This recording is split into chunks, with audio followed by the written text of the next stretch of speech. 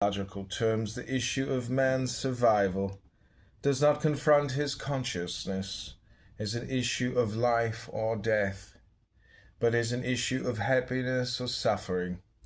Happiness is the successful state of life. Suffering is the warning signal of failure, of death, just as the pleasure-pain mechanism of man's body is an automatic indicator of his body's welfare, or injury, a barometer of its basic alternative, life or death.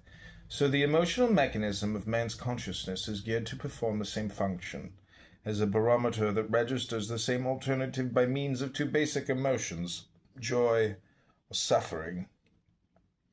Emotions are the automatic results of man's value judgments integrated by his subconscious.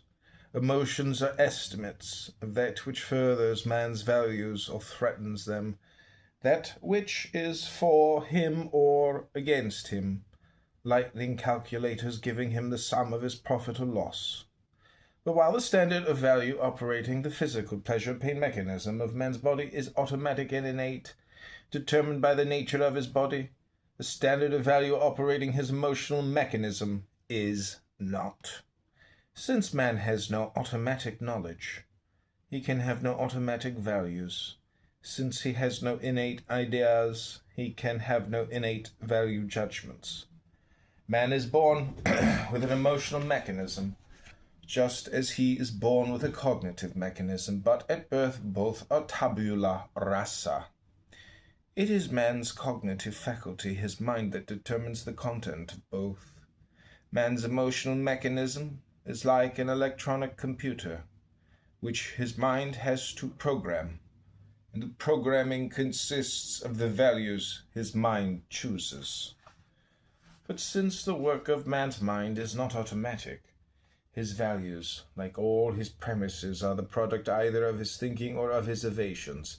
Man chooses his values by a conscious process of thought, or accepts them by default, by subconscious associations on faith, on someone's authority, by some form of social osmosis, or blind imitation.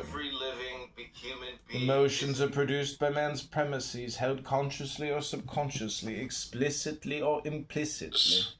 And therefore that a Man must live for has his no own choice sake. about his capacity to feel that something is good for him or evil, but what he will consider good or evil, what will give him joy or pain, what he will love To or live for his hate, own sake desire means or that fear, the achievement of his own depends on his happiness standard of value.